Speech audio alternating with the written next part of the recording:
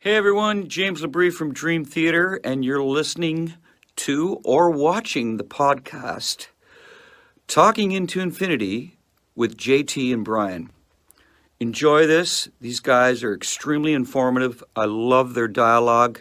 I love their interpretation of the songs, who and what we are, what we were going after. They're very accurate in their interpretations and descriptions, and I just think this is a great show, and these guys are doing a stand-up stellar job. So once again, enjoy Talking into Infinity with JT and Brian.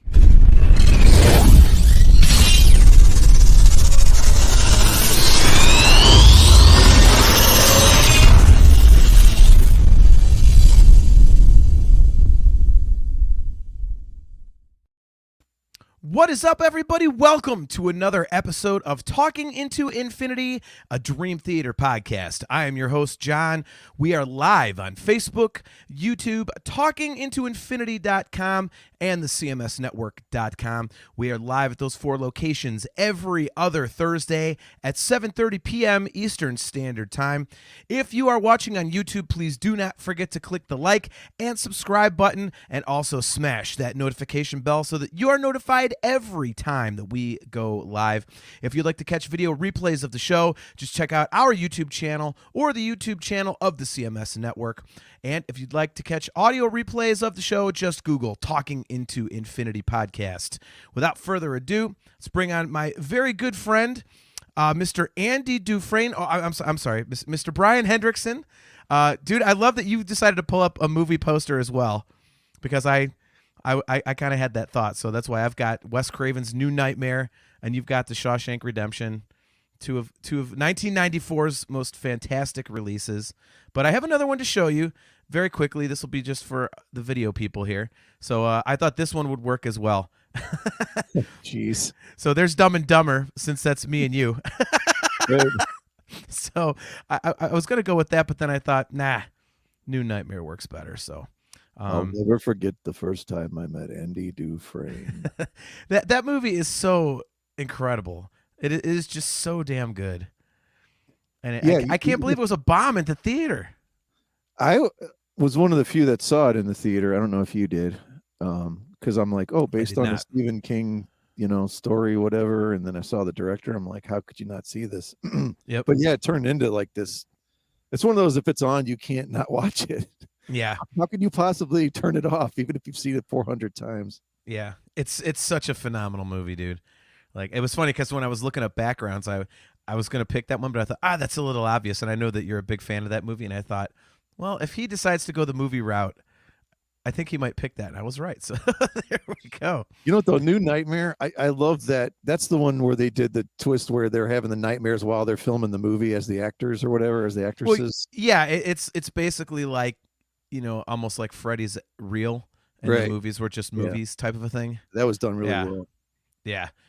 So, all right. Well, before we get started, I want to thank everybody for tuning into the 1984 deep dive we did a couple weeks ago.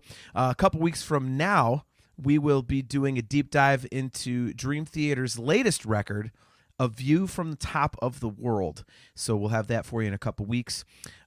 Tonight, however, we are doing something that we've done a couple times already, and it's been really fun, kind of interesting to see where we land on stuff that's kind of Dream Theater related, kind of not. So we've done the year 1989, and we've done the year 1992, which means we are on to 1994. And tonight, we have walked into a time machine. We have a DeLorean, and we have decided to go back in time to 1994. So I am graduating high school. I'm about 90 pounds lighter than I am now, and yeah, just as nerdy. So you were just graduating high school too, right? Because you were held back about 7 times. Yeah, that's my 4th time through. You were the slow kid. So what did you legit weigh like your senior year of high school? I fluctuated between 150 and 155 pounds from the time I was 14 till I was just shy of 30. Okay. And I'm 245 right now. I think I was like 140, which is like, I mean, that just to even think about that right now. I mean, I'm Dude, like 179 now or whatever, roughly. You know, I try to always stay under 180 if I can, but like to think like, I don't know, it just doesn't that seem hilarious when you see pictures of yourself? right. Yeah, it's funny because my wife has seen him, and we were literally just the other day talking about it, and we were saying that me back then looked like you would say, "Oh man, get that guy a sandwich," and now you look at me now, it's like, "Oh God, get the sandwich out of that guy's hand." Well, I remember like So- some of your old band stuff. So what was the one video you showed me where it was like you with that metal band and you were in that big theater outside?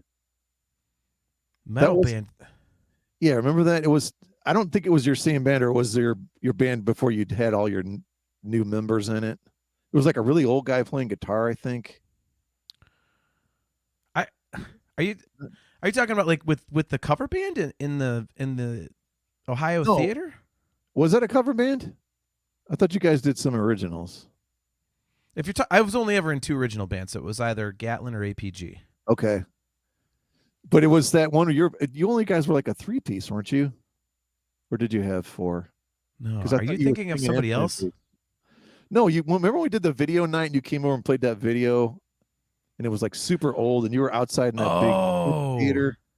Yeah, that was Gatlin. That was Gatlin, but before you had all Yeah. the okay. Yeah. But man, you look like one of those guys that like in like 7th grade was growing a mustache or whatever. Like, you know what I mean? Even though I know you were obviously older, like it just looked hilarious on you. Like, I was 19 in that your video. facial hair, yeah, you looked way younger, I thought. But of course, some of the guys were really old. But well, that was 27 years ago.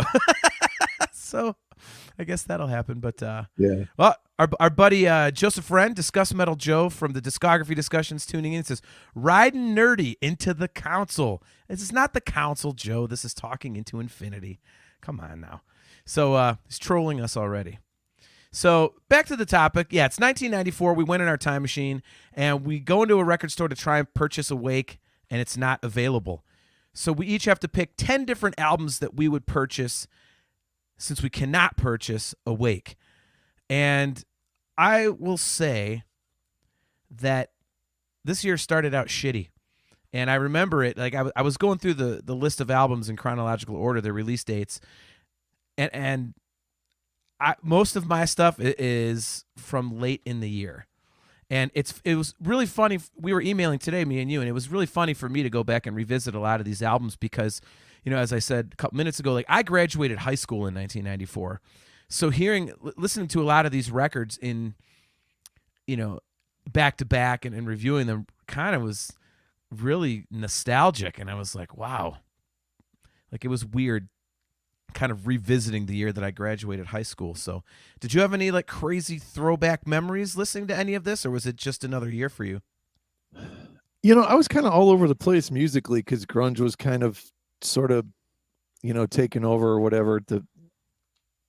It kind of sort of flooded the whole market or whatever. And, the hair metal was sort of gone. And so I was kind of searching for a lot of different stuff. And I found some really cool stuff on here. I found a lot of it really, really dark, except for a couple exceptions. It seemed like some really heavy, dark, subjects and topics and albums that came out that year, from what I've got on my list, at least. Yeah, I would agree. It was definitely, but I mean that was kind of like the product of the grunge era, though, wasn't it? I mean, the 80s hair metal was completely dead by then. Yep. And now you've got all these like shoegazing bands coming in and kind of taking over. So, all right, why don't you go first? All right, so as I said, I have mine listed in release date order, but you actually kind of ranked yours. So we have one that's similar that we're going to save for the end, and anything else we have not told each other. So this is like, first time reaction to each other's list. So I will let you go first. I'm going to go number 10. I'm going to go the soundtrack for the movie The Crow. Interesting. Okay. Yeah, I remember soundtracks, were always just super hit or miss. Sometimes you'd buy, oh, I'd love that one song I know is in the movie, and then you get it and you're like, oh God. There's nothing else. But this one, man, I love just about everything on this. It starts out with a song, The Cure, by The Cure, called Burn. I love that song. Nine Inch Nails is a cover of a Joy Division song, "Dead Souls." It's a song they almost always play live now. It's a huge song. Okay. "Darkness" by Rage Against the Machine is a real slow kind of thing, then turns into one of their kind of funk standards. It was a really cool song when they're called "Milk Toast" by Helmet. Helmet was one of those bands. Almost everything I heard of theirs, I think, was "In the Meantime" or "Unsung." I always get the album title and the songs messed up. But I loved that record, and the song "Milk Toast" on there is really cool. Pantera does a cover of a Poison Idea song. Now, I'm not going to pretend that I ever heard the original. Yeah. It's like a hardcore punk band. Yep. Called The Badge. Really cool. Phil delivers. These guys sound great on it. So, Yep. yeah, it's one of those that you, excuse me, you get at least 6 really good songs, and the ones that, I don't never even heard of some of these names on here. Like, they're still pretty decent, song wise. Yeah. So yeah, just remember dark, heavy, which fits the movie. Do you remember The Crow at all? I think I saw it once, and I thought it was okay, but I don't know is it one of those movies that even holds up at all today or no? Oh yeah. Well, at least for me, I love The Crow, and ironically, I love The Crow and was not a fan of the soundtrack. But that's all this type of stuff I wasn't into, you know. So, but yeah, the movie itself is awesome. Man, oh man. Talk about dark and dreary, and just especially knowing that he got killed on set, is like that kind of adds to the whole mystique of the thing. And yeah, it's just creepy, and I don't know, it's got such a cool atmosphere to it. I love that movie. So if you haven't seen it in a while, go back to it. It's really, really cool. I mean, I guess you could consider it maybe a little campy, but it's so, like I say, it just sucks you in so much because of the visuals that it's like one of those things that, you can overlook the campiness because it's such a visual experience. Didn't they make a series or something? Did you ever see that or no? They may have. I don't remember. That was back when like USA would make a series out of like anything, basically. Right. It was probably them that did it. I was just curious. Yeah. So, yeah, I'll have to go check out The Crow again. Cale McLeish, good to see you, man. He says, when was Dehumanizer? Obviously, he's talking about the Black Sabbath record. The list that I saw, Cale, Dehumanizer, I don't think was this year. I think it was Cross Purposes I saw, which I'm betting money that is gonna be on Hendrickson's list. So we'll find out later. But yeah, I think Dehumanizer might be 92. I know that was like it. One of the songs was on the Wayne's World 2 soundtrack. Or 95, so I don't know.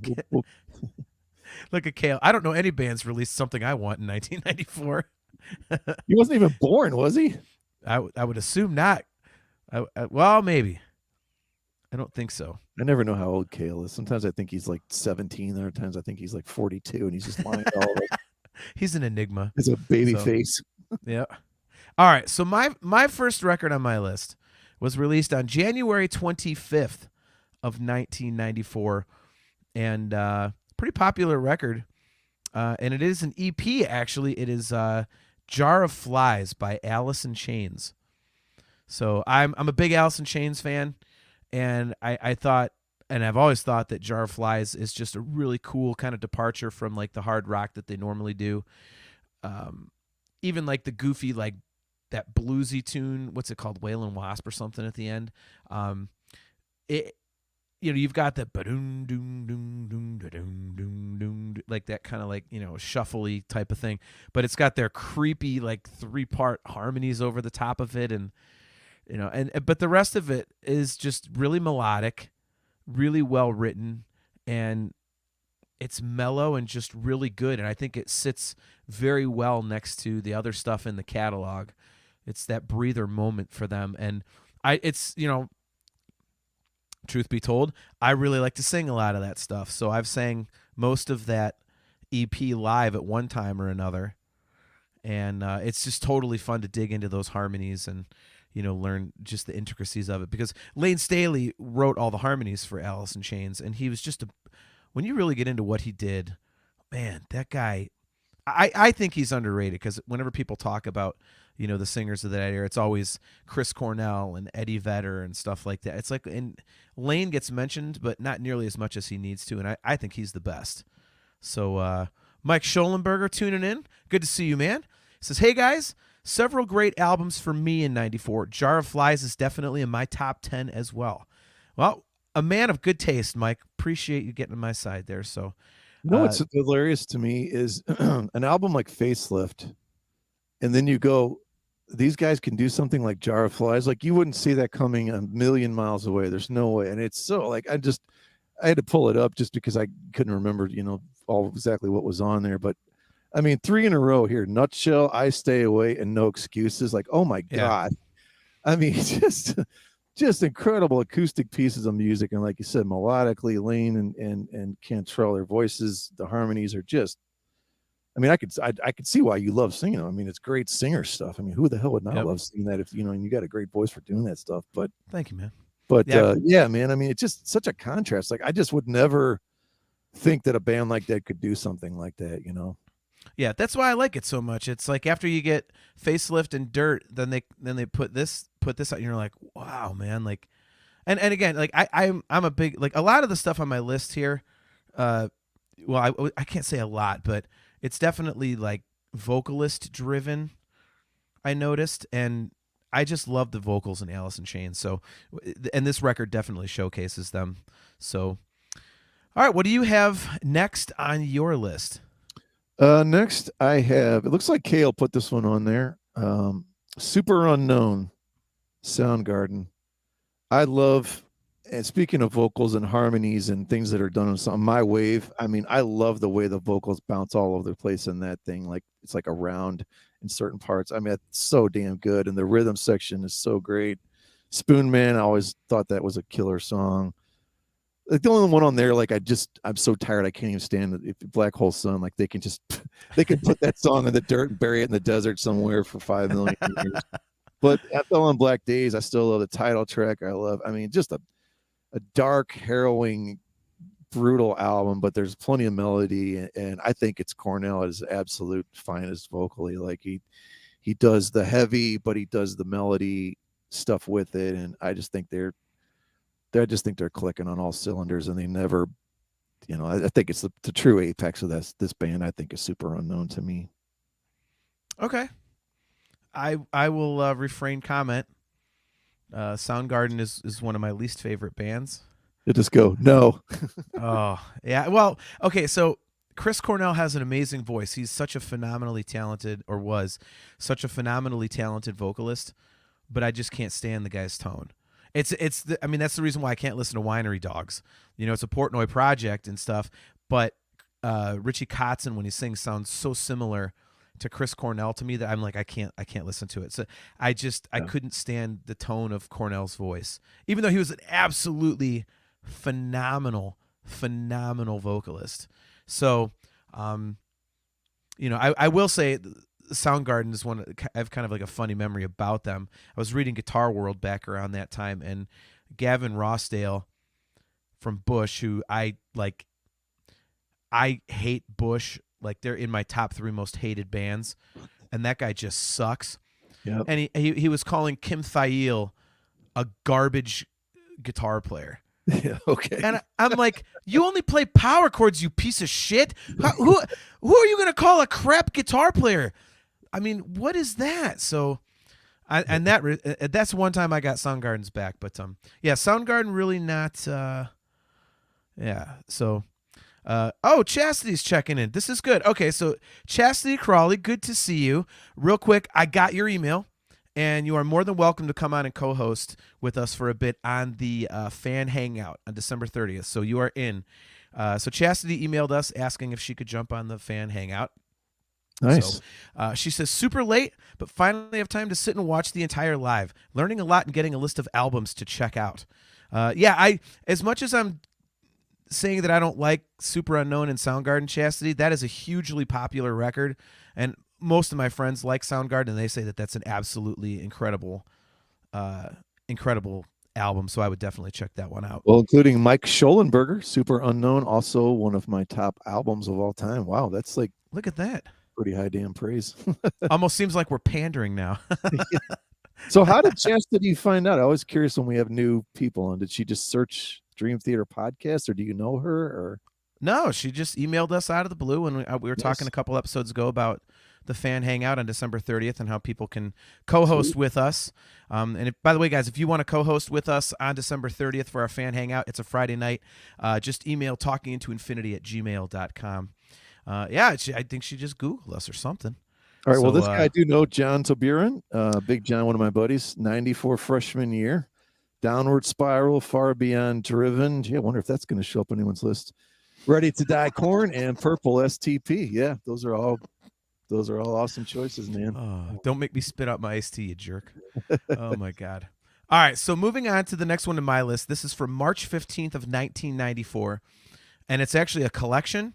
So it's basically like a greatest hits, and it is a greatest hits that was put together solely to pay for this artist's divorce, and it pissed off the band that he was in. I am talking about none other than my favorite singer of all time, Samuel Roy Hagar, his greatest hits album Unboxed.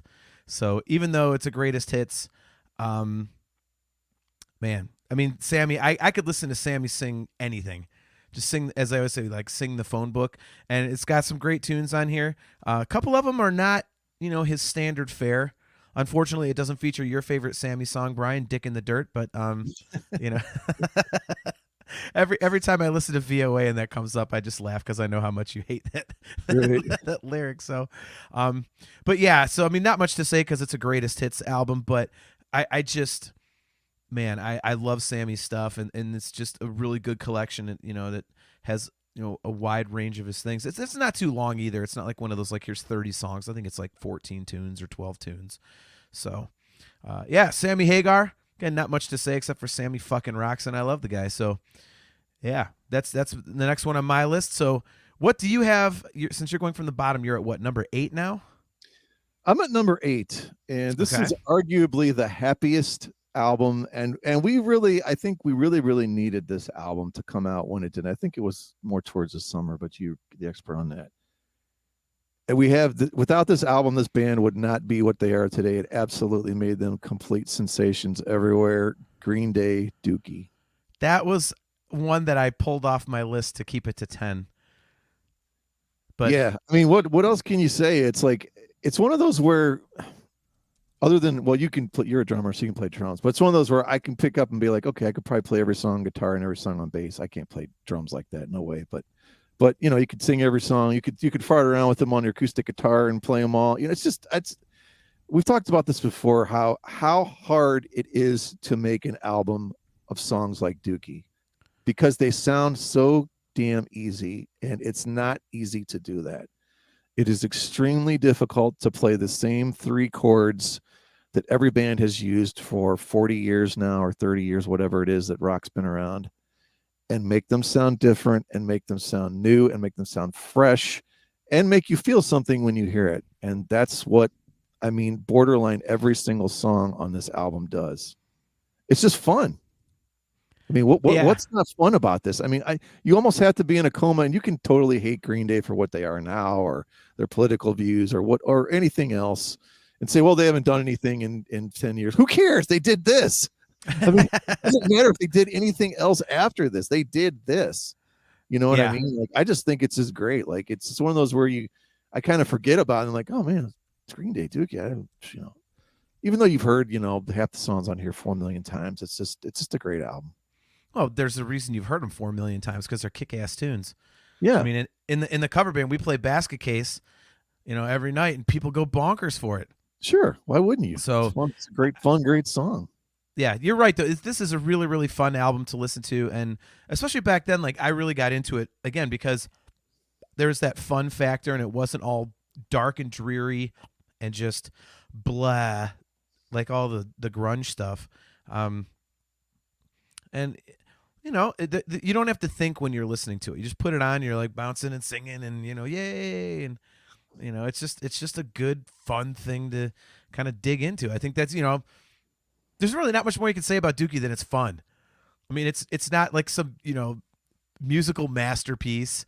It's there's not much to it. It's just some dudes getting stoned and playing punk tunes and being accused of selling out. So Well, I'll always remember too, like that concert at Blossom where they just the lawn just got absolutely destroyed and mud Yep. was being thrown everywhere. And it was just like, I don't know, didn't they have to pay like $20,000 to resod Blossom or something? Yeah, it was bad. It was bad, but it was still awesome at the same time. I don't know. It was just like any band that can get to get the crowd to do that. I don't think they did a very good job of resodding that place either, because I was there a few years later for Ozfest, and it might have been during shitty Godsmack, and somebody hurled a chunk of sod and then another one, and all of a sudden it looked like a dome of flying sod. It was like raining sand. I was like, yeah, I think I'm gonna head for the safety of the pavilion. That thing was a disaster. So look at Kale with the bad joke. Was Dookie the time of your life? Shut up, Kale. Album. No, I think he's asking if that was on that album. Or he's trying to make a joke. I don't know. Discuss Metal Joe, one of the best 90s albums. It's punk, it's pop, it's rock, and it has phenomenal lyrics and songwriting. I totally agree on that. Yep. Yeah, it's a great record, man. It's really good. Even if you don't like you said, I mean, Billy Joe Armstrong's become basically a douchebag. But back then they were just idiots playing like punk tunes, and it was fun. It was cool. So I do hate though when some people be like, "That's not punk." I'm like, I don't care. It's good. I like it. Like, that's not true punk. All right, well, that's not true punk. Then fine. Person who's allowed to say what's punk and what's not. Well, hey, metalheads do that too. That's not metal. So I know. You know, the gatekeeping is real, and I mean I read about them back then, and they caught a lot of shit for Dookie, because they had a couple records before that were actually considered like really punk, and they were all in the scene, and then they did Dookie, and everyone's like, fuck you. They did that thing where they sold out and put melody in their music, like we did right. With Metallica. Oh, you put melody in there, you bastards. It made it accessible. How dare you? Yeah. So, speaking of accessible, the next record on my list was released on March 22nd of 1994, and it is easily one of the most accessible records on my list. And it actually debuted at number 1, and it, I believe, was the first true like extreme metal record to debut at number 1. Of course, I'm talking about Far Beyond Driven, the masterpiece by Pantera. And of course, it is not easy to listen to and all that, as Philip Anselmo said at the end of the Pantera video. It'll be difficult to listen to. It'll be angry. It'll be abrasive, and it'll kick you in the fucking balls or the pussy. So, and I would say that was achieved on this record. This is definitely a oh my God, this record is the sound of being punched in the face over and over again. But the cool thing to me about this record is that the second half is just weird. I've always thought that.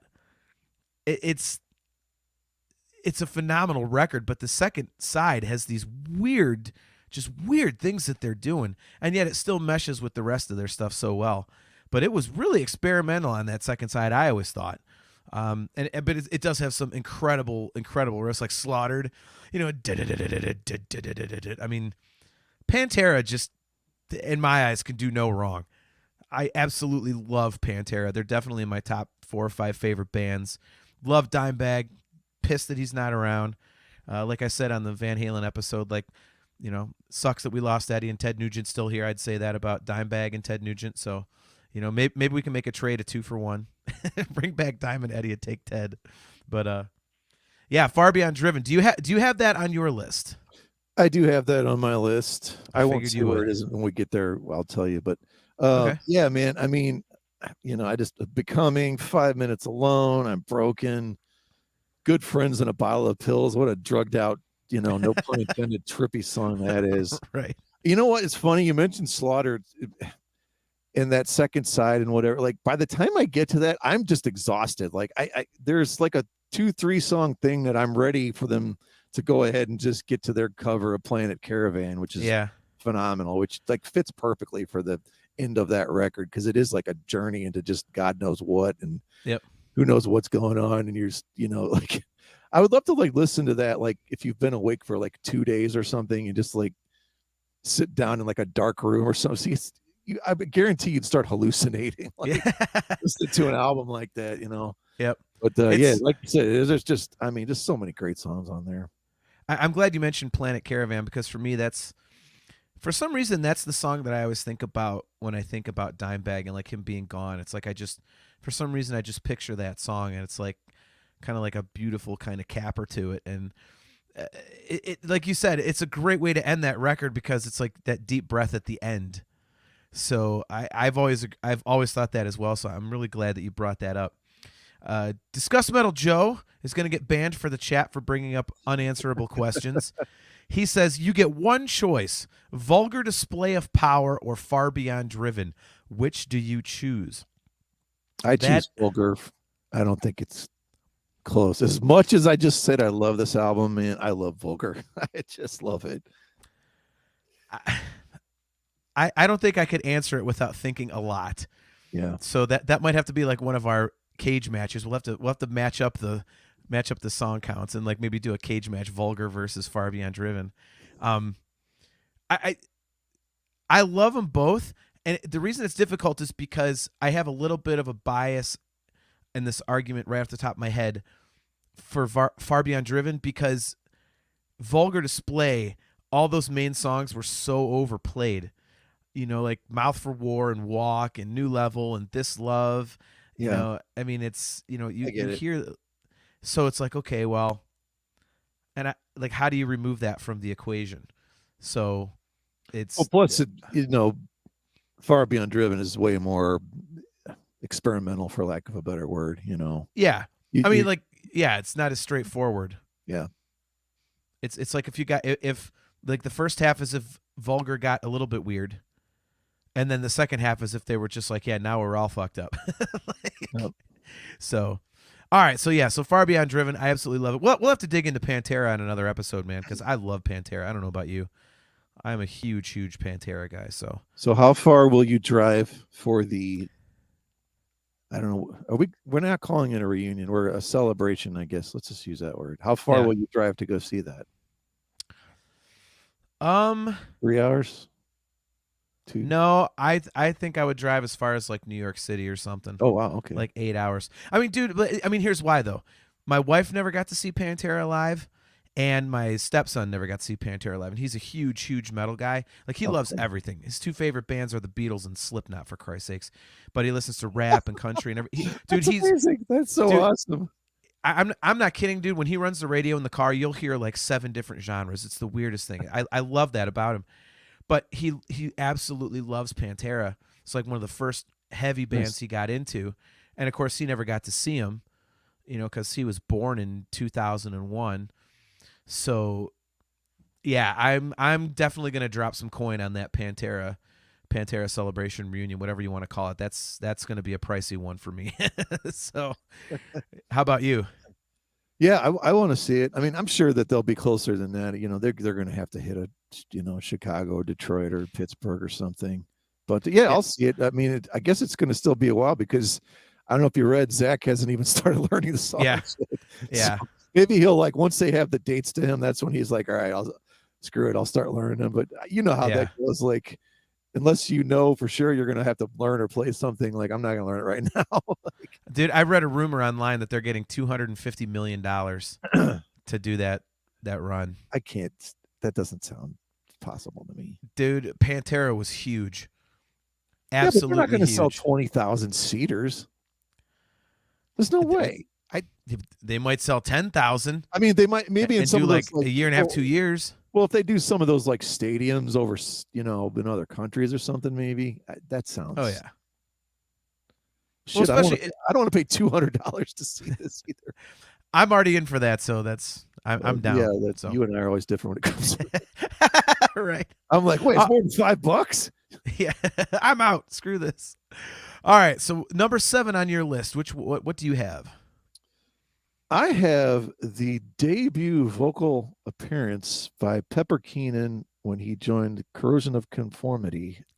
Wow. Deliverance. Okay.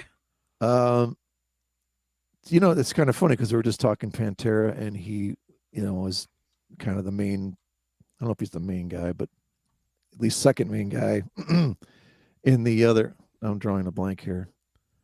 What's the Pantera side thing? Pantera, down? Down, yeah. Yeah.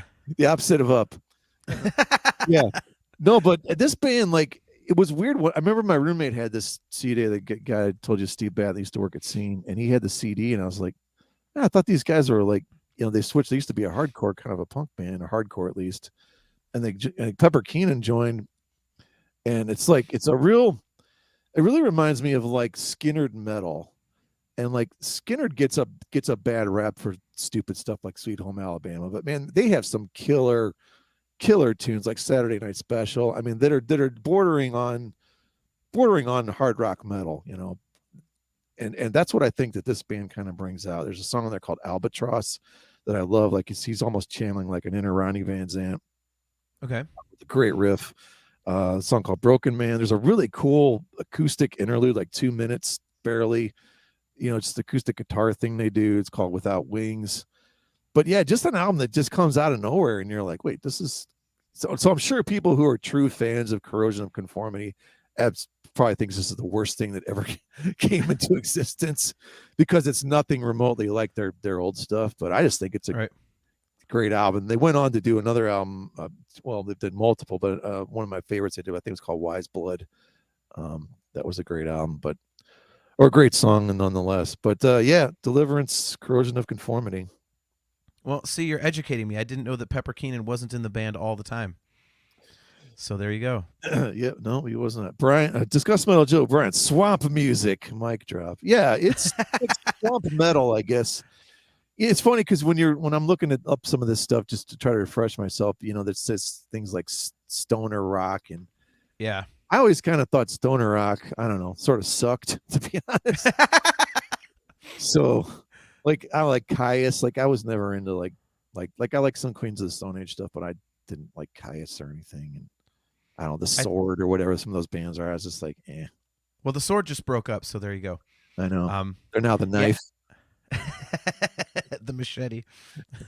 Yeah, the only one of those bands I ever really listened to for just a split second was like Crowbot, and that's because I saw them open for. Actually, I think they might have opened for Sons of Apollo, and I was like, oh, this is kind of cool. So I listened to it a little bit, but I'm with you. I don't really dig it. So, moving on to the next one on my list. This one was released August 9th of 1994, and I am going with yet another really heavy record. I'm going with Burn My Eyes, the debut record from Machine Head. Brian, I know that's a band you like. I've always loved this record. This was one of the first like really heavy records that I got into. I was definitely like a Metallica guy. It was right at the end of my run of being a huge Metallica fan because they were just about to put out Load the next year. But yeah, I started getting into Pantera, and then I found this one because I heard I forget where I heard Davidian, but that Let Freedom Ring with a Shotgun Blast. I'm like, holy God. So, and it was all like, detuned and everything with the guitars, and it was just brutal. And I love this record. I go back to this record a lot. And, again, Brian, like I was saying, I know that you're, a Machine Head guy. You like some of the records. So where do you stand on Burn My Eyes? I just think it's solid straight through. I think it's really, really good. It was hard to leave this off my list. And the only reason I left it off my list is I love like some of the new stuff. Like the new album is absolutely amazing. And then they did a 3-album run that I love before that. As good as this is, what they turn into now, I just absolutely think it's so much more mature. But this is great stuff for the time. I mean, I remember I bought this. This was another one of my joined the Columbia album of Club 5, for the 12th time. This one I got, Davidian, 1,000 Lies, Nation on Fire, Blood for Blood. I mean, it's just just a great, brutal, heavy album, and it's hard to argue anything on this one. Yeah, I think this record has like one of their most underrated songs, the closer Block. I have always that song is just an ass kicker. I mean, all the parts are busy, but with like still like a really cool groove and headbang. Oh man, I love that song. Love that song. So yeah, when I saw this in the 1994 catalog, I was like, oh yeah, Burn My Eyes, dude. Hell yeah. So this was an easy choice for me. Alrighty, so at number, it would be 6 for you, I believe. What do you have at number 6 on your list? Number 6, I have Boston Walk On. Interesting. Okay. Yeah, Boston is one of those bands I think you either love or you just don't give two shits about whatsoever. Right. Because it's such a tight knit thing run by Tom Schultz, and he's such an innovator in terms of like all of his own custom amps, his own custom effects, his own, like he even designs the PA that goes out and Boston uses live when they play massive outdoor amphitheaters. I did not know that. Yeah. And this album just continues that just giant wash of vocals and 400 layers of chorus and delay and everything. And I don't know. The title song and a song Surrender to Me. I love What's Your Name, a song called Magdalene that like that it's just singing at the, you know, just basically ripping the top of your head off, you know, the register that you know, they still have on there. Brad Delp still has on there, whatever. I mean, it just, I don't know. This album to me is just front to back. It's kind of weird. Like the production is always funky. Like the guitars and everything sound great, but the drums always sound kind of funky and excuse me, electronic sounding or whatever. I don't even think they're real drums half the time, but he does really cool things with organs, you know, old school Hammonds in there. And I don't know, the guy just knows how to craft and make these just giant anthems, and no one else can really do that the way he does. Yeah, I'll be completely honest. I don't know much about Boston. Go figure. And so I love doing these because like some of the stuff you talk about I've checked out. It turns out to be really, really good because it's not anything I would ever think to go out and look for myself. And Boston's one of them. But, I mean, phenomenal band. So I always get it's funny. We were just talking about this with the cover band the other day. We were talking about like how we always get Boston and Kansas confused. So Yeah, they don't sound anything alike if you actually dig into the albums. yeah, I know. Well, speaking of bands that don't sound anything alike, on September 27th of 1994, there was an album released that I think is criminally underrated in this band's catalog. I also think it's pretty much the last great record that they did because I'm not a fan of what came out afterwards. There's a few exceptions, but so again, sticking with the theme here, another very heavy band. I am going with Divine Intervention by Slayer. And I've caught a lot of crap over the years from a lot of people saying that this is a good record, and I will stand by it. I listened to it today for the first time in quite a while, and I'm sorry. I think it's a great Slayer record, man. I really like it. It's got the really fast thrashy stuff. It's, you know, really kind of the first time they introduced kind of like that slower sludgy thing that they'd kind of really dig into as their albums would progress. I love the title track. That Ditto Head is just that quintessential speed thrash, you know, Slayer tune that people love. And let's face it, right now it's topical, Brian, because it has the Jeffrey Dahmer song 213 on it. So it's funny. I remember that they had that, and, you know, obviously that the two documentaries, or the docu-series, and then the actual documentary is all over Netflix right now. So I went and looked up the words to it, and I was like, or the lyrics, and I was like, wow, okay. And then I listened to it today, and I was like, man, it's always, isn't it weird, like when you actually know what a song's about, how it just changes the whole listening experience. I know that's probably a really dumb goddamn stock thing to say, but it just always happens for me like that when I really know what something's about. So, yeah, I mean, I don't know if you're into Slayer at all or not, and if so, like, did you like this record? Is it just you're like, I don't remember it? Sorry, Chris Aiken. Brian, turn his camera off. His iced tea has to be spiked. Our buddy Chris Aiken. Aiken, I'm sorry, man. I really like this record. I mean, you can't tell me that shit like God Hates Us All and, you know, Repentless that came after are better than this. There's no way. Well, I will. First of all, I thought someone's going to bust me because I just realized that. Sorry, I want to backtrack real quick here. Boston Walk On is the first album that did not have Brad Delp on it, but they got a singer that sounds exactly like him. So I want to clarify that before I get lambasted. I know nothing at all about the Slayer album, honestly. Okay. Yeah, so I'll be honest. I like Slayer. I I think on some of the newer stuff, I've heard some stuff I thought was pretty cool, but I think I kind of got to that point in my life where I don't need a full Slayer album, like, you know what I mean? Like, I'll go if I want to see him live, I'll see like the main stuff and then a couple new ones or whatever. It just kind of gets to be a little too much for me. Yeah. Just being bashed over the head with, death and killing and, and Satan and whatever. I don't know. I do think they did grow though as writers. I thought they kind of got, like you said, more groove oriented, and it wasn't the speed thing that was, on Rain and Blood. I think they grew definitely. At least Rain and Blood was like 32 minutes long, and the songs are like 2 minutes, so it's like you're in and you're out. Yeah. You're like, what the hell was that? Like, yeah, I like the blend of material on this one, and but I am with you. I mean, it's like one of my wife's best friends, Slayer, is his favorite band, and he listens to them religiously, and I'm just like, man, there's not a lot of, there's just not a lot of variance to it. So after a record or half a record, you're like, okay, I think that's good for me. Chris Aiken says their career is 100% spotty and generic after Seasons in the Abyss. The end was all down-tuned boredom. Yeah, I would agree. And as soon as Tom Araya started like putting "fuck" in every other lyric, I'm like, that's always like a filler word when you can't think of something else.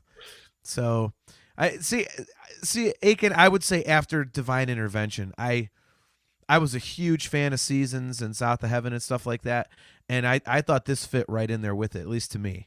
It was after this, because I think the one after this was they did that punk record, Undisputed Attitude, and then Diabolus and Musica, and I'm like, what is this crap?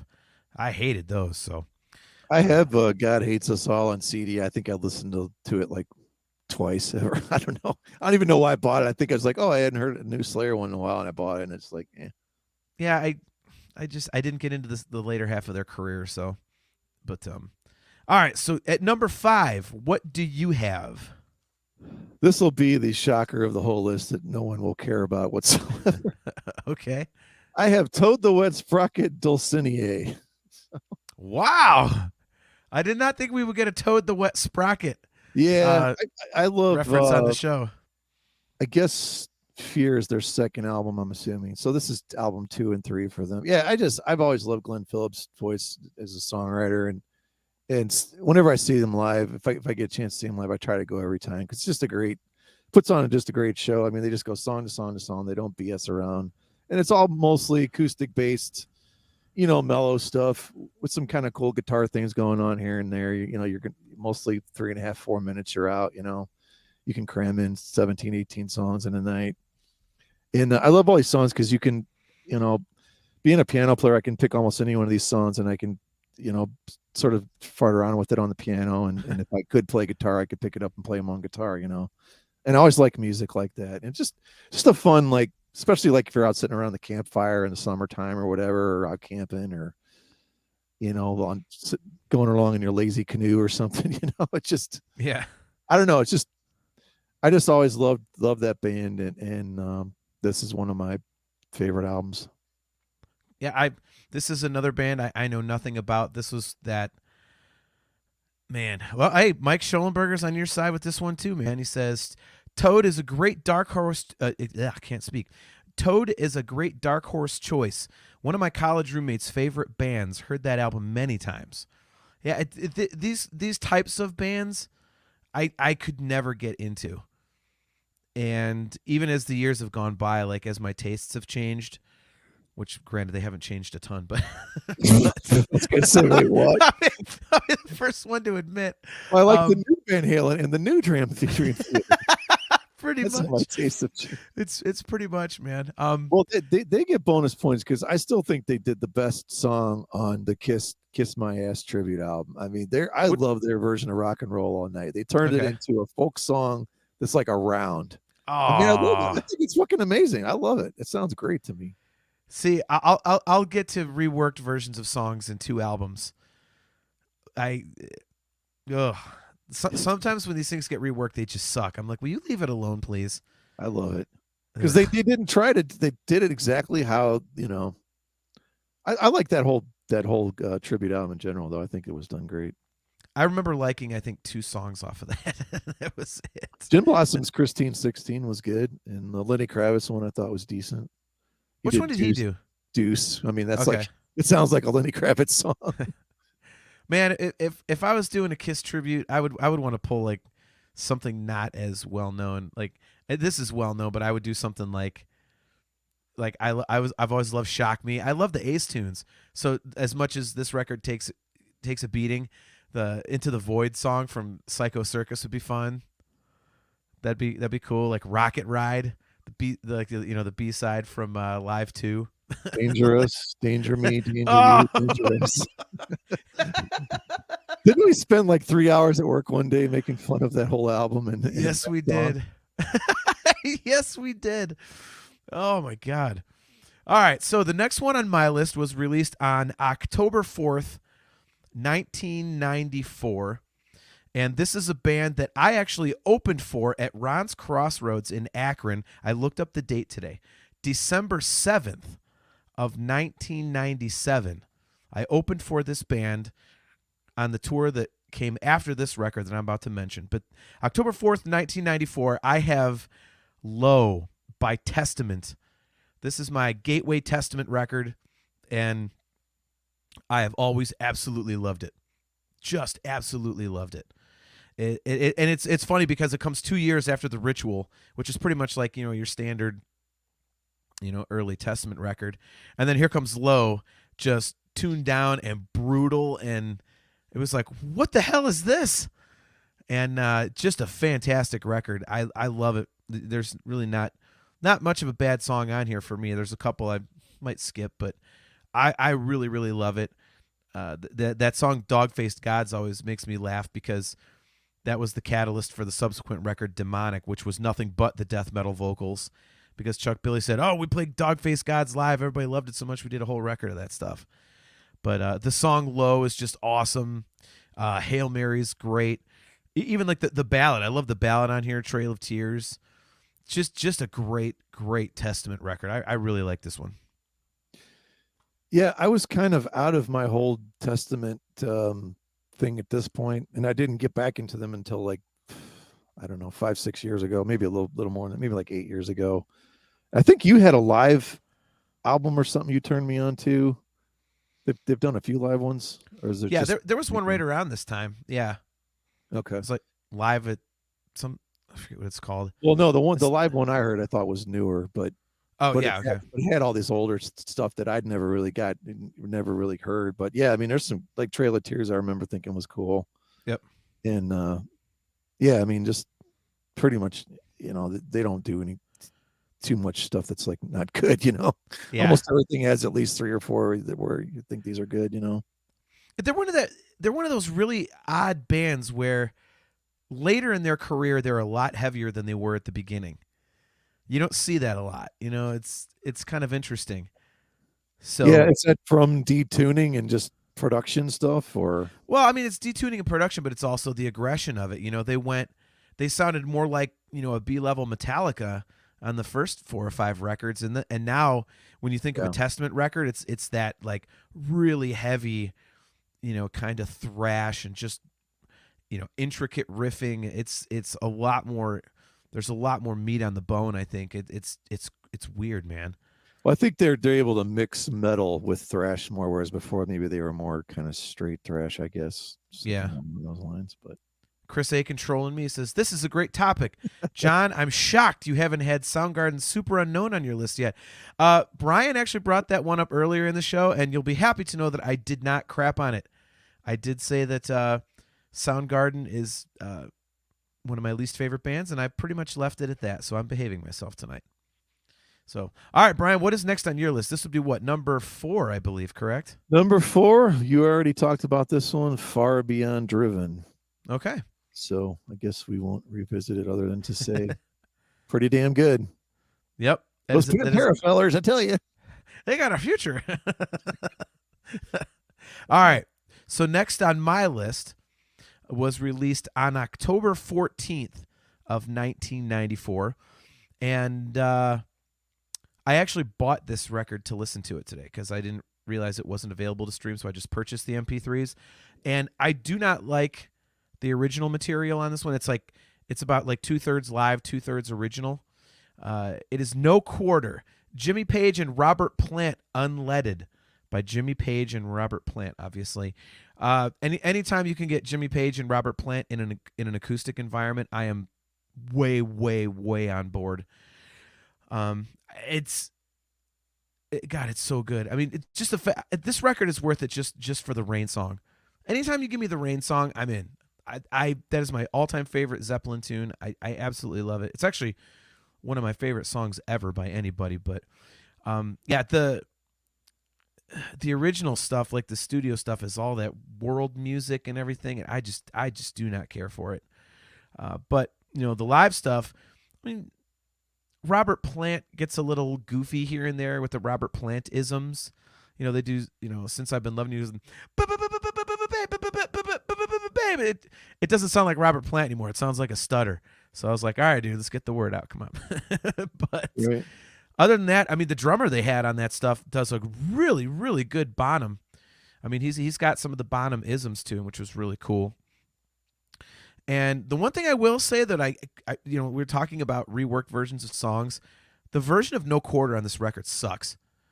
I don't know who came up with the idea to do that, but you can't do that song without the really eerie Mellotron or something similar, at least if you're going to this was just like banging loud power chords almost, and it had none of the attitude and vibe and just melancholy of the original. I was like, what is this? So that I did not like. So when you were talking about redoing songs, that this is definitely an example of a monstrous turd. So but most of the rest of it I absolutely love. So Gallows Pole sped up, it's great. But again, Rain song, I'm all in. So were you aware of this record? Did you like it? Where do you stand with Led Zeppelin? I don't think we've ever talked about Zeppelin on the show before. I love Zeppelin. I'm not one of those massive fanatics of them, but anyone who got to see them live, I'm just like, wait, what? You know what I mean? Like it's up there with the Beatles for the generation before us, But, Yeah. but like anyone was like, oh yeah, I saw Kiss in 77 or Zeppelin in 76. I'm like, wait, what? How did that work exactly? Yeah. Sounds like something never happened. So I admit I know nothing about this album. I did see, and I was trying to check the year because my memory is always horrible. Page Plant concert. I saw that at what the time was the Gund Arena. Yeah. Okay. It was an amazing show. They had like I don't know, 5-piece string section, I think, doing some stuff. I think of all people, the guy from The Cure was one of the touring guitar players, which I thought was a very interesting choice. Jimmy, good to see. By the way, real quick, says Led Zeppelin were gods. Yeah. Speaking of gods, have you ever read? Maybe we talked about this. Have you read Hammer of the Gods? One of the best music books I've ever read. We did talk about that. Yeah. Yeah. I mean, the idea that's like they're going to get paid, and the guy says, "Well, I don't think we're going to pay you or whatever," and he just pulls out a gun. Yeah, you are. Yeah. You're paying us.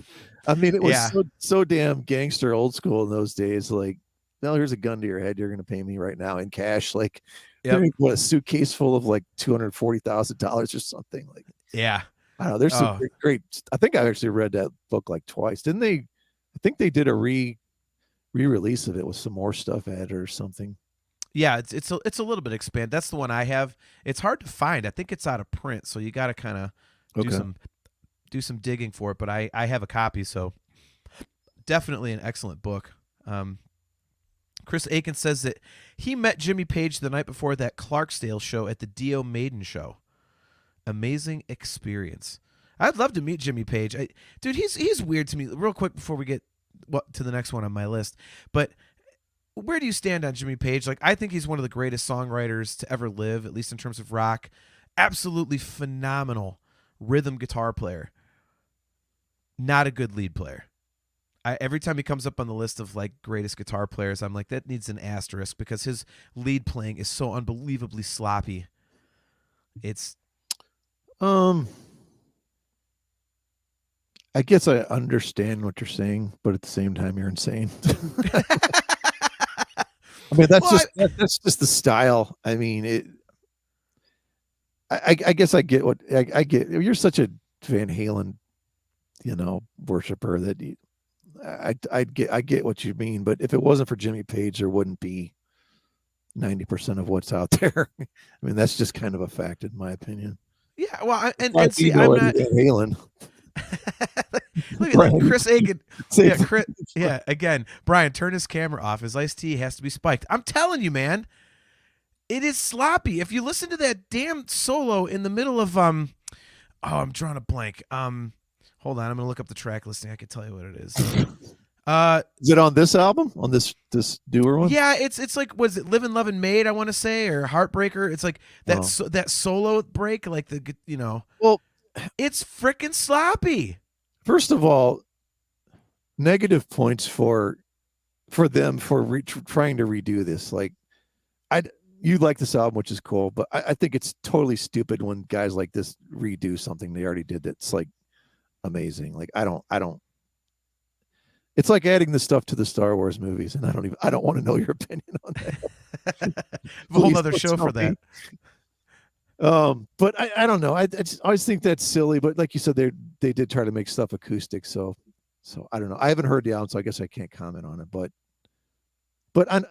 yeah, I mean, I don't know. I understand what you're saying only because I know you. Anyone else is going to say turn the microphone off. No, I mean, look, Aiken says it again. He says, this from a guy that loves Slash. Same style of drunken/stoned feel playing. No. Jimmy Page is sloppy and Slash is not. There is a difference between feel and there's a difference between having feel and playing sloppy. His lead playing is sloppy. Okay? I mean, if I had it all queued up, if I could do it quickly, I would pull it up and give you examples. But his leads are freaking sloppy. John pointing out Jimmy Page not being that good. I'm not saying he's not that good. I said he's like one of the best songwriters ever, one of the best rhythm guitar players ever, like just so beautiful melodically. But his leads are sloppy, and he's a good lead player. It's just sloppy. He went back and practiced. I bet he'd get a lot better. Is that what you're saying? I'm sorry, man. 82 or whatever he is. Dude, Aiken mentioned Slash. Slash isn't sloppy. Eddie is not sloppy, and he plays with a lot of he's got, that feel to him, that rock and roll kind of looseness. And Jimmy Page is just, it's freaking sloppy. Chris, can you figure out a way to turn this? Like, more about this. Can you turn his mic and his camera off?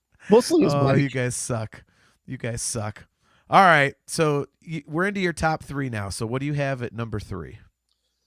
Number 3, I have the only album in recorded history where there is a segment where there's a sample dropped in where the guy says, if it's going to be that kind of party, I'm going to stick my dick in the mashed potatoes. Okay. I'm talking about The Ill Communication by the Beastie Boys. Wow. Man, okay. What an incredible opus this thing is. Like, I love this album. I mean, Root Down, Sabotage, Sure Shot. I mean, I just think it's a great piece of art. It's fun. There's a twist around every turn. I mean, I've always loved the way that these 3 guys just weave their voices in and out. They all have a different, a different style, different timbre to their voices. Like it all just always it always amazes me. Like they have a formula, but they can change it on the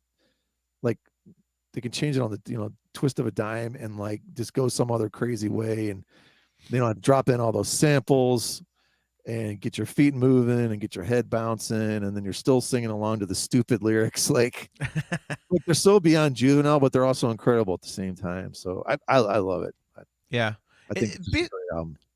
Beastie Boys is weird for me because it's not something I actively listen to, but I mean, I do like a lot of their songs, I'm also someone, it's like what little rap that I'm into. I've never really been able to listen to an entire rap album all the way through because it eventually gets so repetitious for me. But the Beastie Boys, like you said, it's like they don't really have that, style. They'll do something like, they'll go from like Girls from, License to Ill, and then they'll go to like Sabotage, which is like some kind of like funk, like distorted bass type thing. It's really cool. And what are the like the more well known songs on this record? Because I feel like there's one on here that I absolutely love, and Well, I the don't know. three I named are the biggest ones. Sure Shot's the first one, Root Down, and Sabotage. Those are probably the three biggest Okay. ones, honestly. All right. But I think this is the first album too where they started playing all the instruments rather than just like kind of sampling and using drum machines and things like that. So Yeah. they're playing, a lot of the stuff on this, which is just so damn cool. It is. I wonder if this is. Is this the one that has? Is it called What You Want? Like it's just. I know it goes to. So what you want? That's. I don't I think that's love. on this one. Is that Okay. on this Well, one? I was wondering if it was this or not. So if it's not, then we can move on. But Actually, it might be. yeah, that backbeat is so heavy. I love that. And that organ like it's heavy, dude. I like it. Yeah, but maybe That's it is on this one now. You got me wondering. Because that was one of the ones they started playing. I know it's not on Paul's Boutique because I just looked that up. I thought it was on. Yeah, I don't know. It's not showing on here. This is making for Such a experts great. that we know nothing. I know. We're doing a terrible job with our Beastie Boys These are the knowledge. songs that yeah, it's not on here. That's weird. No. Oh well. So that's one of the Beastie tunes I like. But yeah. All right. So the next one on my list I have to skip because we both have this one and we're gonna do that one last. So my second to last record was released on November 1st, 1994. And it's famous for being a little bit creepy, I suppose, or sad, however you look at it, considering this guy killed himself 7 months prior. I have Unplugged in New York by Nirvana. So when I was in high school in 94, my senior year, I had my little 6-month Nirvana kick where I was all about all the Nirvana stuff. So by the time this record came out, I was not in my Nirvana kick, but I still thought it was awesome. And I thought the set list choices on this record were really, really, really good because, they pulled out stuff that definitely worked great in an acoustic environment. And the cover tunes worked really well because, it made it something a little bit different. It wasn't just, hey, here's a whole pile of Nirvana tunes. There was some other weird songs, but it just fit in really cool because it was almost like a different style from them, but it still blended well with the Nirvana tunes they chose. So this is another one that I listened to in its entirety today because I hadn't gone back to it in so many years, and I really loved it. His voice is so intriguing to me because it's not like he has a great voice, but it's so unique, and it's one of those, for me as a quote unquote singer, there's very few people that you can sing and never get it right. You can get close to pretty much a lot of vocalists if you're trying to cover a lot of styles. Kurt Cobain is one of those you can't get him. There's no way to do it because he was like imperfect in so many ways, yet on the pitch, on the beat, and you just can't recreate that. So I've always thought he's got a really cool voice for that reason. Where do you stand on this record if you give a crap about it at all? I had to look it up to see what's on it because not familiar, honestly. I don't know. I was one of those people, I guess. I was not a fan of Nirvana being unplugged. It just didn't do it for me. I can't stand that Man Who Sold the World. Really? Okay. Well, okay. I don't know. It just droned on for me. And I don't know. I liked them when they had the power of the amplifiers turned up to 11. And okay. yeah, not my thing, but I get why it's, especially now why it's probably so insanely popular, Yeah. I mean, is it probably the most watched, talked about MTV Unplugged they ever had? Probably. I mean, it's got to be up there, right? This one and Alice in Chains. And yep. Well, it's because they never did justice by the Queensryche Unplugged, which is absolutely criminal. But I would love to have that entire thing like somewhere, but it's almost impossible to find. I've scoured eBay and all kinds of places for it. So I didn't even know that existed. By the way, so Jimmy is a good friend of mine, Jim Bartek. Jim, it's not Chris, okay? The person commenting in the chat is me. So you're not talking to Chris. Man. So All right. Well, so what is number 2 on your list then? Number 2 is about that youngster who was trapped on a continent, that euthanasia. Well, that's the last one on my list before we get to our common one. So let's dig into that one. Yeah, I'm going to go full disclosure here. When this album came out, I was a big and this over the years has really grown on me as I really love this album now. Really different production. And Okay. I almost don't know if I think that this is a metal album. Stuff like Killing Road, that to me is not metal. And even like Train of Consequences and stuff, it has that chunky rhythm thing going where I'm assuming they're kind of detuned also, maybe not. But they're, playing that chunky rhythm where it's not even a chord, they're like scraping the picks and doing some weird kind of grungy, punky type things that to me are not really metal. So I don't consider this a metal album. I consider it a really good Megadeth hard rock album. But like Train of Consequences, obviously I love Toot Le Monde. I mean, they almost always play that great tune. But I don't know, where do you stand? Do you feel like this is a true metal album or no? I never thought about it that way until you just mentioned it. I think what you just said has a lot of merit. This is the more rock feel version of Countdown to Extinction. Countdown to Extinction, obviously, infamously, they were like on the metronome, making sure every hit of the pick on every guitar and bass part, every hit of the drum, everything was smack dead on. Sorry, Chris. So, Aiken says Jimmy Page plays bad leads and euthanasia wasn't metal. Did I miss the bowl of acid being passed around? All right, look, I'm going to clarify this for you assholes that can't listen. No, I didn't say he's right about the first part. The second okay. Wrong, no, I didn't say Jimmy Page's leads were bad. I said they were sloppy. Get the shit out of your ears. Good Lord. Why do I got to repeat myself? It's my show. I don't have to repeat myself. I'm just an idiot. Next time we do one of these episodes, Chris has to be on with us just so he can. I want to see him rip you like in real time live and see his face. That's fine. The next year would be are we going to do 90? Are we going to do 95 for Change of Seasons, or are we skipping to 97 for Falling into Infinity? Oh, we can do 95. Okay. Yeah, I think I don't think it's not a metal record. Chris, because everyone associates sloppy with good. All right, I have to admit that was great. All right, Aiken, you asshole. A part can be written well and performed poorly. That's called sloppy. Okay? He writes good leads. They're just not performed well. Why am I even bothering with you? You don't know shit about music. You really don't know your ass from a hole in the ground. Seriously, at least where the technicality is concerned, and you admit that yourself. So shut up. Actually, Chris, you can fix this because you've met Jimmy Page, so you can go back to him and say, sir, you need to practice a little bit more. Your leads are sloppy. I don't know. He might put a curse on him. He's into all that black magic shit.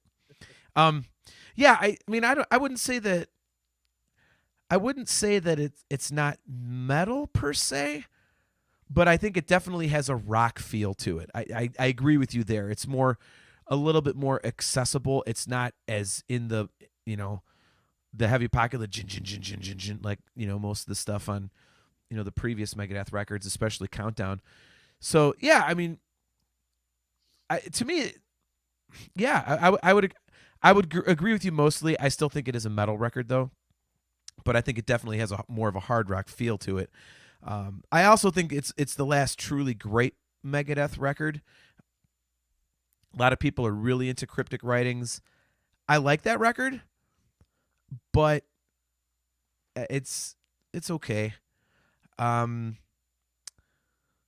then after that, of course, they didn't really get back to their good stuff, really good stuff until, like Endgame and Dystopia and whatnot. So great record though. So Aiken, by the way, you're going to want to stick around for the last record we're talking about, because I think you will actually agree with us 100% on that one. So, well, I've got one before you get to that. I have mine number one, and then we have that one. I was just about to tease that. Let me segue this stuff, dude. Come on.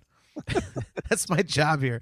So, so speaking of one more, you actually have one more on your own list, Brian. So. Oh, well, thank you, John. All right. So what is number one on your list before we get to our combined selection? My number one starts with a sound bite from a movie of a guy who basically your entire existence is based around. Okay. George Lucas's THX 1138. It is the sound of a man being beaten, and it starts out the downward spiral, 9 Inch Nails, Mr. Self-Destruct. Chris Aiken, Hootie and the Blowfish. I was wondering when this one was going to come up. This one I'm going to put you in solo mode because I have nothing to say, at least nothing good.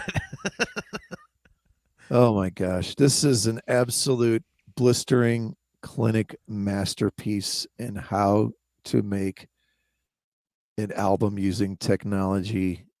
It's so dark, it's so heavy, it's got such a great groove. When this was performed live, basically almost in its entirety, I mean, every single song was just like you were just completely exhausted by the end of it. Visually, especially what they do with all the fog, with the lights.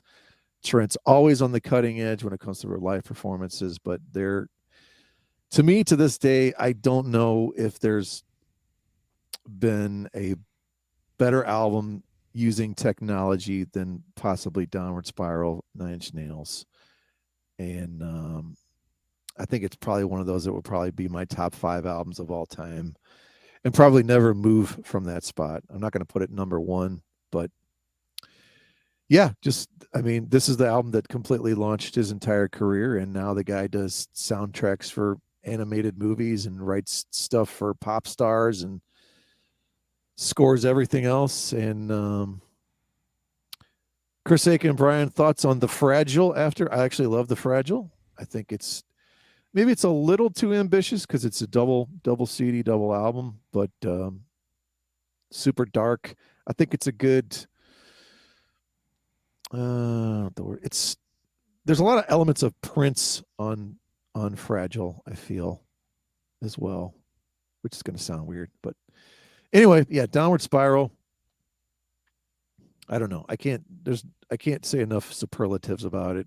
Good, and you probably can't think of enough superlatives bad. So I can't get over the fact that you just mentioned that there's a double 9 Inch Nails record and it sounds Prince-ish. Like you could not, there are not enough words in the English language to try and describe a record that you want to keep me as far away from as possible, but you just used a lot of them in that sentence. Actually, it's more, With Teeth is the one that has probably more Prince type things on it, but I don't know. He's always had some Prince elements, but not in the, pussy control, not in sort of that weird, stupid vein. But just to do it yourself. I'm locked in the studio for days and I do every instrument and things like that. So that's where I've got Downward Spiral. Okay. I have no thoughts. Not a fan, never was, never will be, but he's insanely talented. So I think that's cool. Hootie and the Blowfish? Do you have thoughts on that? I do not. But Brian, you know what record I do have thoughts on? What? It's an album that you and I both had on our list, and we decided to close the show with it so that we can get into this. And I know Chris Aiken will finally agree with both of us on this one. This is a record that was released on October 18th of 1994. And when this one came out, I actually did not like it. Chris Aiken, go fuck yourself. He's trying to troll me by saying Prince is better than Eddie on guitar. Whatever. When this record came out, they actually did on Headbangers Ball. They had rented out an airplane hangar and had a bunch of their fans listening to the record for the first time on headphones. Inside an airplane hangar, that would be Promised Land by Queensryche. And like I said, when this one first came out, Brian, I was not a fan. I did not like this record. But as the years have gone on, it has really, really, really grown on me to now. It's definitely, one of my favorite Queensryche albums. And what's weird about this record for me, man, is that I can't figure out why. Because it's weird. I was listening to it today and trying to figure out like why do I like this? It's not, Mike Schollenberger agrees with us. He says huge album, so underrated. Yeah, Mike, it really is. And like I say, I think what does it for me, Brian, is that there's just this mood and melancholy about it. Throughout the whole thing, it's not. I mean, it's very dark. And Queensryche was never like that upbeat, happy type of band, but this is really kind of like a bummer, and it's almost like a midlife crisis happening or something. And it's not straight ahead like like Mindcrime was, or especially Empire was. I kind of feel like this is Empire if you mixed it with Rage for Order. And man, Jim Bartek, Jimmy, he agrees with us. I got to be honest, Jim, I didn't think you would like this one. He says Queensryche's last good album. Yeah, I although I will say, Jim, I like the Todd La Torre stuff. And don't give me this no Tate, no Queensryche crap, because Todd La Torre sounds great in that band. But yeah, I mean, of the at least the Tate lineup, yeah, this is definitely the last good one. So, but yeah, I think what gets me is the vibe on this one, man. What are your thoughts on Promised Land? I feel it's I think Rage is a kind of a good comparison. I do feel there's elements of Mindcrime in here, just in the way some of the riffs are constructed. Okay. But man, stuff like Damaged, IMI, I mean, so damn good. I think Real World is like one of the most beautiful melodies that and it's just a super simple thing. But when he comes in and he just starts singing that chorus, like, I don't know, I get chills on that song. Yeah. But yeah, I'll be fully, I didn't even know this was out when it came out. And then they were touring and they came to CSU, and ended up going to that show after I got the album, got to listen to it a little bit. Man, great show, by the way. They sounded great. I think it was the last time they really could kind of draw a decent crowd, because it really kind of went downhill with them after that for whatever reason. But well, there's a big reason here in the now frontier. Well, I just think in general, just the music climate in general, and they weren't going to do another Empire. It wasn't going to be in the cards. But this was a great album, man. Yeah. Well, Aiken says definitely great. Last time that Tate wrote with the band instead of for the logo on the album cover. Yeah, I'm not familiar with the writing relationship like you are, Chris, but if that's the case, you can definitely hear it. That's for sure. I just like that there's so many different flavors on this album. It's a very interesting listen, but it still has those old school Queensryche tones. Like Eddie Jackson just has the most badass bass tone ever. Yeah. It almost sounds like a third rhythm guitar, when he's chunking away in the verses and stuff. And like I say, it's just interesting. And it's got enough of a classic Queensryche sound to get into it. But then there's those weird things. You're like, what the hell is that? And again, like there a couple, like some of the sound effects they use are really cool. And a few times they use like that giant echoey reverb. So it almost like sounds like they're just this band under one spotlight playing in this giant empty like warehouse, and everything else around them is black and dark. And it's just a really interesting thing to listen to. There's almost elements of, I just thought of this. There's almost elements of Toto in this to me. Okay. Just really diverse sounds going on. And like you said, the sound effects and the bass, there's something about, like you said, Jackson's bass tone mixed with, DeGarmo's guitar. Like you instantly know that's Queensryche, you can just tell. Yeah. Yeah. It's weird. Like I said, when this first came out, I hated it. And, truth be told, we talk all the time on the show that I'm very narrow-minded, but back then I was really narrow-minded. Like it was bad. It was really, really bad. And so when this came out, I was, expecting, let's hear some more Empire. Let's hear some more Mindcrime. Let's hear some more Rage for Order. And, the first single, I Am I, to this day, that's my least favorite song on the record. And when they put that out, I saw the video. I'm like, what the hell is this crap? I couldn't believe it. And I imagine being in that hangar, and I'm like if the rest of the record is like this, I just wondered if a bunch of those people and they were trying not to get caught on camera going, what the fuck is this? What the hell is this? So I just wondered if like people were hating it and they couldn't do anything because they were live on the air with MTV. But yeah, this is a classic example of like one of those albums that when you start getting it and when you don't like it at first and it just grows on you and grows on you over time and eventually it becomes like just something you can re-listen to all the time and it becomes one of your favorites. This is a perfect example of that for me. You know, as much as it's cliche to say, like, you know, I when I think of that, I think of a Van Halen record. Like, I think of OU812 because that's another one. I hated it when I first heard it, but over the years I've grown to really love it, and now I go back to that one all the time. And I think this is the ultimate example of that for me. A record I just could not get into, and now I just devour it all the time. I think it's great, and I am jealous that you saw him on that tour because I've heard some professionally recorded stuff from that tour, and they sounded like they were just absolutely killing it. So, yeah, they were top of their game for sure. Yeah, this is just a great album. I mean, it sounds so huge, and I like the fact that it's not Empire, but it's it's also not Mindcrime. It it's its own entity. It doesn't sound like any of their other albums at all. I mean, for sure as hell doesn't sound like the super old stuff, obviously. yeah. But yeah, it's funny that you didn't like IMI. I remember the first time I heard it, I thought it was great. I mean, it reminded me of like a Queensryche doing Kashmir or something, with those strings and stuff in there. Yeah, it just didn't sound like Queensryche to me. It just didn't sound like Queensryche to me. It was, and again, it's still my least favorite song on the album. Like I listen to it now and I can get into it and stuff, but back then it was just, I was ready for Jet City Woman or I Don't Believe in Love or something like that. I Walk in the Shadows, and it's definitely not that.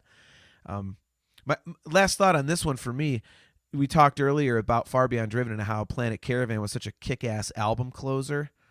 And I think this record has an awesome closer as well. I'm a big fan of Somebody Else because it's just, Jeff Tate and a piano.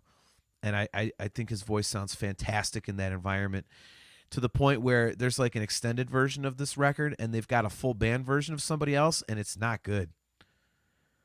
It just takes away all of the ambience of it, and I don't like the chord choices in some spots, and it's like, yeah, let's keep it the way it was, guys.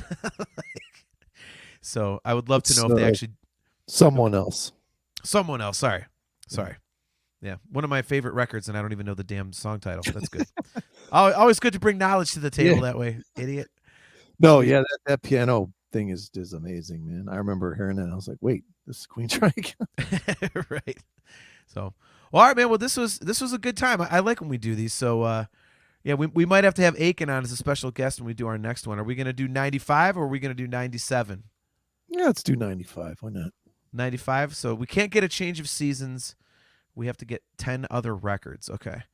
I feel like that's going to be a tough year for some reason. I don't know. I know there's definitely a very, very, very, very easy one for me.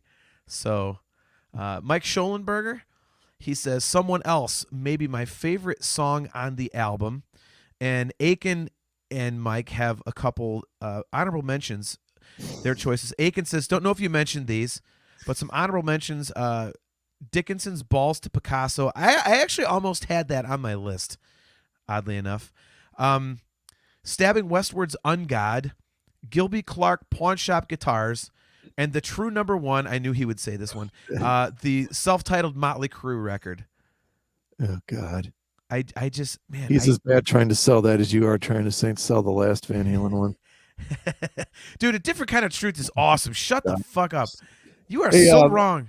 Okay, so there's a few others that Mike Schellenberger. I had a couple of these I actually had also on my didn't make. Dogman King's X, Division Bell, Pink Floyd.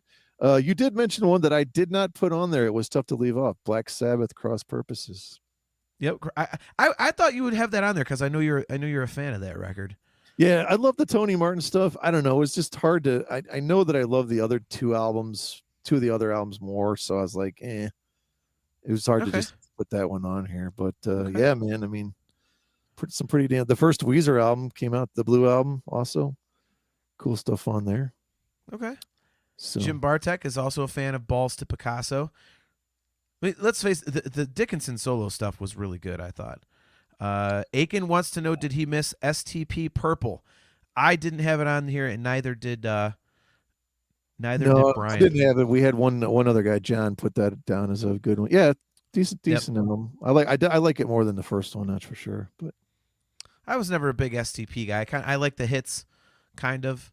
And then after that, I tried listening to it's like Foo Fighters for me. Like the hits are cool, and then I go and try and listen to the rest of the records. So, maybe I'll like more. Like, no, the ones that aren't hits just suck to me. I just can't get into them. I don't know why, but just personal preference. So, So, all right. So the next time we do this, we've agreed we'll do 1995. So, Aiken, if you want to jump on and come up with 10 albums you would come up with for 1995, we should do that. That'd be a good time. So, he's okay. One last comment on Dickinson. Skunk Works was pretty average. Okay. Well, was that his? So that wasn't under the. Was that under the Dickinson moniker, or that was the actual band name, right? No, I think that was him. I'll have to go check Balls to Picasso out again because I love that Tattooed Millionaire, the first one he did, but I don't know. I could never get into the other stuff. I'll have to check those out again. So, well, cool, man. So we're gonna be back here in 2 weeks. What the hell's the date gonna be on that one? That's gonna be November. Let me see, November 3rd. Yeah, it'll be Thursday, November 3rd at 7:30 p.m. Eastern Standard Time, and we are going to be doing an album deep dive into Dream Theater's latest release, A View from the Top of the World. So more Dream Theater content coming your way there. This was a blast, dude. I like doing this. I'm glad you came up with this idea. It's fun to kind of talk some stuff other than Dream Theater, see what else we're into and whatnot. And you always have really good input on these things, and I always have some albums that I've never even thought to listen to that I go back and check out. So appreciate your input on this one. So I guess I will see you in 2 weeks, man. So thanks for hanging out. Yeah, as Red would say, get busy living or get busy dying. Nice. Look at Jim Bartek. I'm spinning Dream Theaters made in Japan right now. I am not surprised at all, Jim. Mike Schollenberger, Chris Aiken, Chastity Crawley. Thank you guys for hanging out in the chat. Our good buddy Joseph Wren, appreciate you. Cale McLeish. As I said, guys, we'll see you in 2 weeks on Thursday, November 3rd at 7:30 p.m. Eastern Standard Time right here at these 4 locations, Facebook, YouTube, talkingintoinfinity.com, and the CMSnetwork.com. Remember, if you are watching on YouTube, don't forget to smash that subscribe button so that you are notified every time we go live. And if you would like to take part in our big fan hangout show on Friday, December 30th, if you would like to co-host with Brian and I, just shoot us an email to talkingintoinfinity@gmail.com. Like Chastity Crawley did, she will be joining us on camera that night. And if you'd like to join us on camera, if you want to drink Gorilla Farts like I'm going to be doing because I'm a complete idiot, again, just shoot us an email at talkingintoinfinity@gmail.com. So for myself, I'm John. He is Brian. And we'll see you in 2 weeks, guys. And until then, Carpe Diem.